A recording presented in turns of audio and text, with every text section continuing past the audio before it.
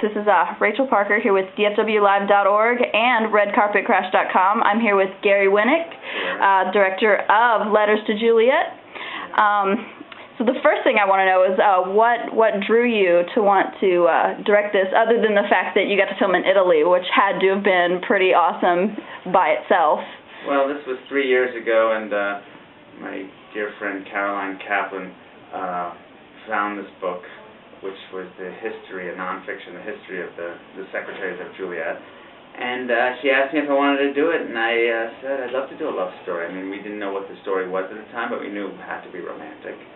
And so Ellen Barkin and Caroline Kaplan got the rights to this book, and Summit, the company, just thought it was very romantic, and then we came up with a story. That's great. That's great. So it was book idea, kind of where it was kind of one of those rooted. nonfiction books, you know, and talked about when people started writing letters to the wall, and how the letters get answered, and how long this has been going on, and who volunteers. So it actually exists, and if somebody wants to go to Italy and do that, they can. Or you can send you can just mail it there. Oh. As long as you put your return address in an envelope, they'll write you back. That's very neat. Yeah. That's very neat. Actually. Because I forgot when I was there to put a letter on the wall, because I really wanted to see what happened. And then when I got home, I actually sent the letter. That's great. I didn't even know that. I just thought, totally. You know. But, there's no story to that. It's a great idea. And so then we called up all these agents and asked them to ask their writers who would be interested in coming up with a story based on that idea. So filming in Italy, what was the favorite place you got to film there? Well, we were in Verona for 2.5 months, prepping and getting ready to shoot there, and then we made our way down to Tuscany, which is incredibly beautiful. And I guess I'm a city guy because I'm going to go. I like Verona better, but in terms of the beauty, I mean, it's all Italy, it's all beautiful, but Tuscany is just incredibly the country. Beautiful. Oh, yeah. The country, and it's just wherever we went. My friend that went with me to see it on Tuesday was like, oh, now I want to go to Italy. Yeah. And actually, everyone sort of says that. Even the Italians from Rome say that Tuscany is the most beautiful place. That's fantastic. What was your favorite scene to film? Favorite scene? That's a tough one because, for me, sometimes what you think will be a favorite scene then becomes trickier, and it could be trickier on a lot of different. It doesn't necessarily have to be the actors. It could be, just the weather. It could be just the, someone at the location keeps driving by and interrupting the scene. But my favorite scene, I can't answer that. Not because I'm trying to hold out. It's because I just, off the top of my head, can't think of. Usually I look at my movies and I say, what's the moment I'm most proud of? Usually there is a moment in every film I have, even the movies I don't like that I've made. I say, wow, that's the moment I'm proud of. And with letters, I think they're all pretty good, so maybe it adds up to a great moment. But there's actually no moment where I can't believe I did that.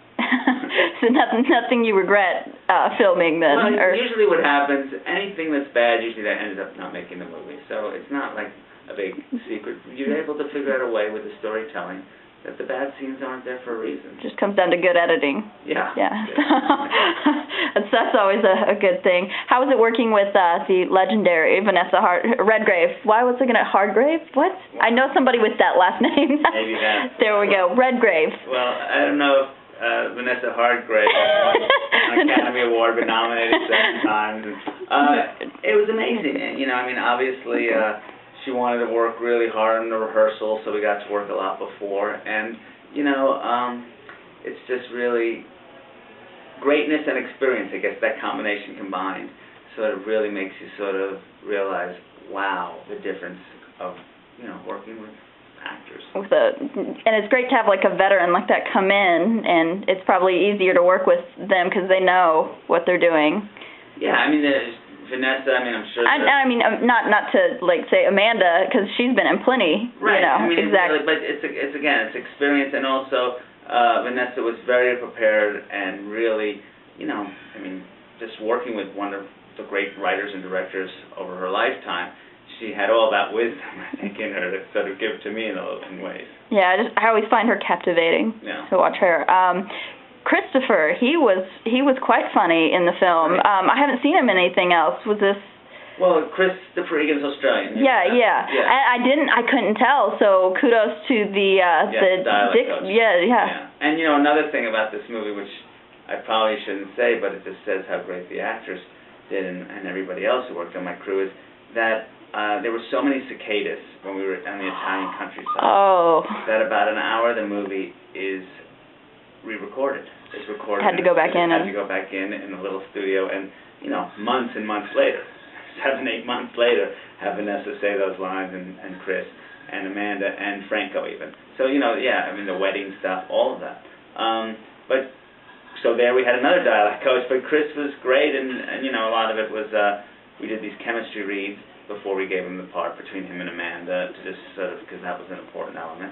And then obviously all the stuff, because I wanted it to have the feel of like an old-fashioned romantic comedy, like the Katharine Hepburn, Cary Grant, the banter back and forth. Yeah. So hopefully that comes off. No, it does, and I thought it was really enjoyable while watching it. I did. I liked it. I'd go see it again. So Okay. that's always a positive thing to say.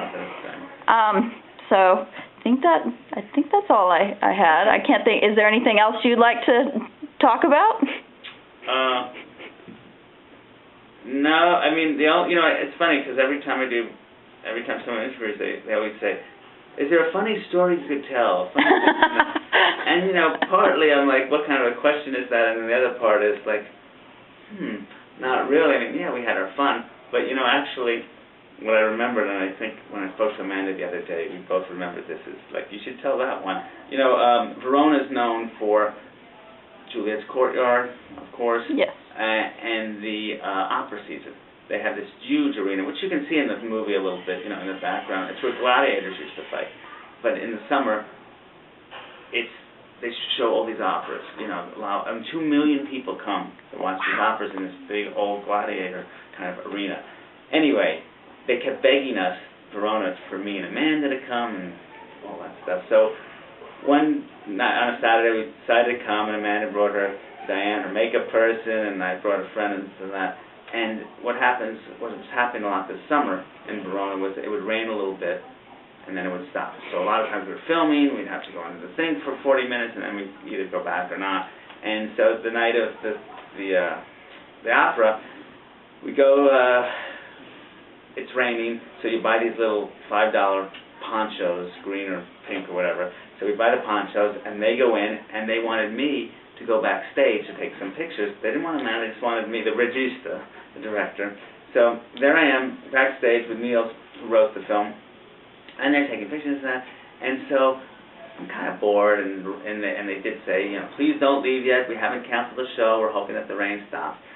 Anyway, so I'm there, and I see, like, you know, like the stage. So they're talking, and I go on stage. And people start clapping. Then my phone rings. It's Amanda.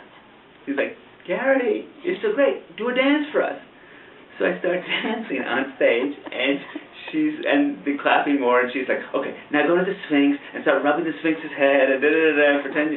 And I just, you know, sort of did what she said, and then finally it was getting wet because it was raining, and plus it just seemed kind of like I was making a big deal out of this. And I leave the stage, and there's security. So now I'm there with security, and they don't speak much English or any English, and I'm trying to say, but my movie star was out there, and she wanted me to say hello, and the show wasn't on, and all I heard was just something that hasn't happened in 200 years, you know what? And then I hear the word Cavalieri, which means police. I don't know many Italian words, so I'm like, oh my God, I'm getting arrested. And so then the security starts taking me through the back of the arena, I guess the police, and I'm like trying to think in my head, okay, what do I say to get out of this? Because, you know, I already tried to say, you know, it's my movie star, I want to... Anyway, I get to the exit, there's 5 of them lined up, and I was like, oh no, I'm going to jail, and they just started screaming Italian to me, kind of get the hell out of here kind of thing. So I basically went around the corner, took my jacket off and everything, put it underneath the door, put it underneath this garbage thing, put it on my green poncho, covered my head with it, and went back inside, and I started the opera, and I sat next to Amanda. I have pictures of it. It's kind of, that's my funny story. Oh, that is pretty funny. Yeah. I made a opera history, a Verona history. Trying to get arrested. Exactly. What are you working on next? I'm going to take a little time off because I've just gone back to back with movies, trying to get my own life back together, and then just try to do a movie in New York. That's good. That sounds like a good plan. All right. Well, thank you very much. You're welcome very much, Jen.